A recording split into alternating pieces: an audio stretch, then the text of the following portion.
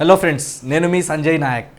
ఈరోజు మనం హైదరాబాద్ సరౌండింగ్లో బాగా గ్రోత్ అవుతున్నటువంటి హైవేస్లో ఒక హైవే మనకి east side of Hyderabad side తీసుకుంటే విజయవాడ హైవే.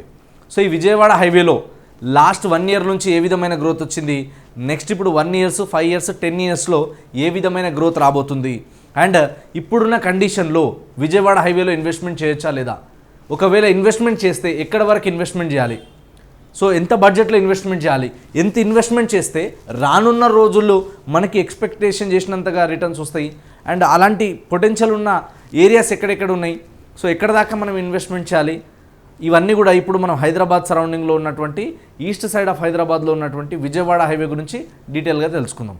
ఇదంతా మనకు కనిపిస్తున్నటువంటిది ORR outer ring road. So outer ring road లోపల ఏ విధమైన డెవలప్మెంట్స్ ఉంది మనం పెద్దగా మాట్లాడాల్సిన అవసరం లేదు. ఎందుకంటే Hyderabad surrounding outer ring road వచ్చిన తర్వాత ఏ విధమైన గ్రోత్ వచ్చిందన్నది ఇలా మనం లైవ్లో చూస్తున్నాం, అనుభవిస్తున్నాం కాబట్టి. సో ఇప్పుడు ఔటర్ రింగ్ రోడ్ నుంచి మనం మేజర్గా తీసుకున్నట్టయితే ఇప్పుడు ఇక్కడ చూసుకుంటే ఇదంతా కూడా సౌత్ హైదరాబాద్, ఇది వెస్ట్ హైదరాబాద్, ఇది వచ్చేసి ఈస్ట్, ఇది వచ్చేసి మనకి నార్త్ హైదరాబాద్. సో ఇప్పుడు మనం మేజర్గా మాట్లాడుకునేటువంటిది ఈస్ట్లో ఉంది కాబట్టి ఈస్ట్ సైడ్లో తీసుకుంటే కనుక ఇది వచ్చేసి మనకి ఏంటంటే భువనగిరి, అంటే మనకి వరంగల్ హైవే. ఆ తర్వాత వచ్చేసి ఈ హైవే ఏదైతే కనిపిస్తుందో మనకి ఇదంతా కూడా మనకంతా కూడా విజయవాడ హైవే. సో విజయవాడ హైవేలో తీసుకుంటే మనకి అలా ఔటర్ రింగ్ రోడ్. సో ఈ ఔటర్ రింగ్ రోడ్లో తీసుకుంటే మనకి పెద్దంబర్పేట వరకు వెల్ డెవలప్డ్ ఇదంతా. సో ఇక్కడ దాకా మనం మాట్లాడాల్సిన అవసరం లేదు. సో ఇక్కడ నుంచి మనం మొదలు పెడితే ఈ ఏరియా నుంచి తీసుకుంటే అప్ టు మనకి చౌటుప్పల్ వరకు, అండ్ చౌటుప్పల్ దాటిన తర్వాత పంతంగి ఏరియా ఏదైతే ఉందో, అండ్ పంతంగి దాటిన తర్వాత కూడా మనకి కొంచెం ఏరియా ఉంది. ఇక్కడ దాకా వరకు కూడా మనం వెళ్ళి ఇన్వెస్ట్మెంట్ చేయొచ్చు.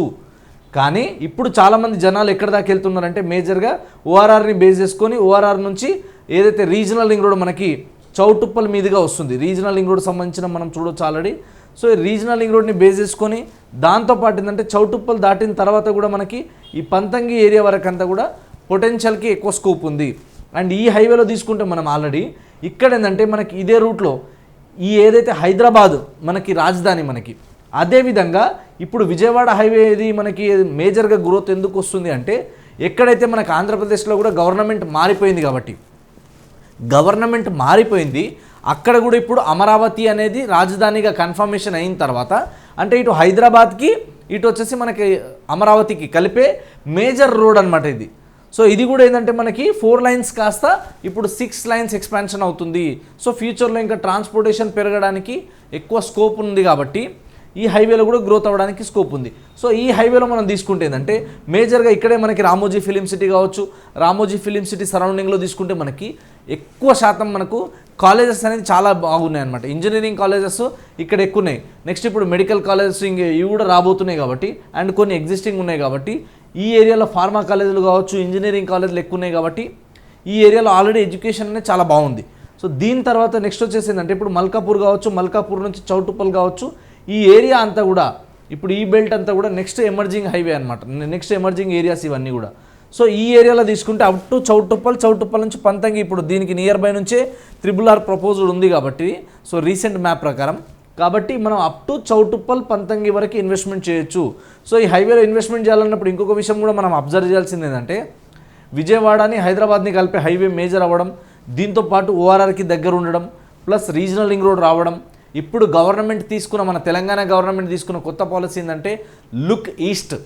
సో లుక్ ఈస్ట్లో భాగంగా ఇప్పుడు ఈస్ట్ సైడ్ తీసుకుంటే మనకు ఒకటి భువనగిరి కావచ్చు, ఒకటి చౌటుప్పల్ కావచ్చు, ఇవి రెండు మేజర్గా బేస్ చేసుకొని ఇలా బాగా డెవలప్మెంట్ అవుతున్నాయి. కాబట్టి మనం ఏదైనా కానీ ఇన్వెస్ట్మెంట్ చేయాలన్నప్పుడు ఇక్కడ నుంచి మొదలు పెడితే అప్ టు మనకి చౌటుప్పల్ వరకు ఈ ఏరియా అంతా కూడా ఈ బెల్ట్లో తీసుకొని ఎక్కడైతే రెసిడెన్షియల్ ఏరియాస్ ఉన్నాయో, ఎక్కడైతే ఫ్రీ జోన్స్ ఉన్నాయో, ఎక్కడైతే మనకి గ్రోత్కి ఎక్కువ స్కోప్ ఉన్నాయో అలాంటి లొకేషన్లోనే మనం ఇన్వెస్ట్మెంట్ చేయాలి. ఇంకోటి ఏంటంటే మన చెరువులకు కానీ కాలువలకు కానీ దగ్గర ఉంటే అక్కడ కొనకుండా పెరి అర్బన్ జోన్లో కాకుండా ఓన్లీ రెసిడెన్షియల్ జోన్లలోనే ఇన్వెస్ట్మెంట్ చేస్తే బాగుంటుంది. అండ్ ఇక్కడ మనం ల్యాండ్ వాల్యూస్ కూడా తీసుకుంటే ఇవాళ మనము చౌటుప్పల్ అండ్ చౌటుప్పల్ సరౌండింగ్లో హెచ్ఎండిఏలో తీసుకుంటే మనకి 15,000 నుంచి 18,000 వరకు ఉన్నాయి.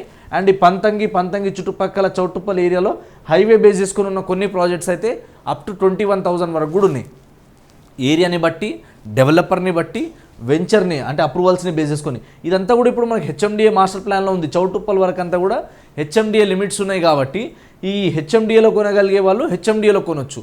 లేదు హెచ్ఎండిఏలో మనం అంతలాగా ఇన్వెస్ట్మెంట్ చేయలేమన్నప్పుడు మనం డిటీసీపీలో అయినా కొనవచ్చు. అండ్ ఇక్కడ ఇంకొక విషయం మనం గుర్తుపెట్టుకోవాల్సింది ఏంటంటే నాట్ ఓన్లీ ఈ హైవే అనేది మనకి ఈ హైవేని బేస్ చేసుకొని రేడియల్ రోడ్స్ ఏవైతే ఉన్నాయో ఇటు మనకి ఇబ్రహీంపట్నంకి వెళ్ళే రోడ్కి కనెక్టివిటీ ఉన్న రోడ్ కావచ్చు, ప్లస్ ఇటు నుంచి మళ్ళీ మనం వచ్చేసి ఏంటంటే మన బీబీ నగర్ ఏదైతే కనిపిస్తుందో మనకి ఏదైతే యాదాద్రిని కలిపే హైవే ఉందో ఈ వీటిని బేస్ చేసుకొని కూడా ఈ హైవేలలో కూడా మనం ఇన్వెస్ట్మెంట్ చేయొచ్చు. సో దీనివల్ల ఏమవుతుందంటే రానున్న రోజుల్లో ఈ హైవే అయితే డెవలప్మెంట్ ఎట్లాగో అవుతుంది, దాంట్లో ఎలాంటి మార్పు లేదు. దాంతోపాటు దాన్ని బేస్ చేసుకొని ఉన్న రేడియల్ రోడ్స్, దీన్ని బేస్ చేసుకొని ఉన్నటువంటి మనకి మేజర్ టౌన్స్, విలేజెస్ ఇవి కూడా గ్రోత్ అవ్వడానికి స్కోప్ ఉంటుంది. కాబట్టి మనం హెచ్ఎండిఏ లిమిట్స్లో ఇప్పుడు ఇటు భువనగిరికి ఇటు చౌటుప్పల్కి మధ్యలో ఉన్న రేడియల్ రోడ్ని బేస్ చేసుకొని కొనవచ్చు, లేదా ఈ హైవేనే బేస్ చేసుకొని కొన్నా కూడా మంచి రిటర్న్స్ వస్తాయి. సో ఎక్కడ కొనాలి, ఏ డెవలపర్ దగ్గర కొనాలి, ఏ బడ్జెట్లో ఇన్వెస్ట్మెంట్ చేయాలి, ఎక్కడ దాకా ఇన్వెస్ట్మెంట్ చేస్తే బాగుంటుంది, సో వీటికి సంబంధించి మీకు ఇంకా ఫర్దర్గా ఏ డౌట్స్ ఉన్నా కూడా కొన్ని ప్రోటోకాల్ ప్రకారం, కొన్ని రూల్స్ అండ్ రెగ్యులేషన్ ప్రకారం నేను కూడా అన్నీ యాజ్ ఇట్ ఈస్గా చెప్పకూడదు. కాబట్టి నేను వీడియోలో అన్నీ చెప్పకపోవచ్చు.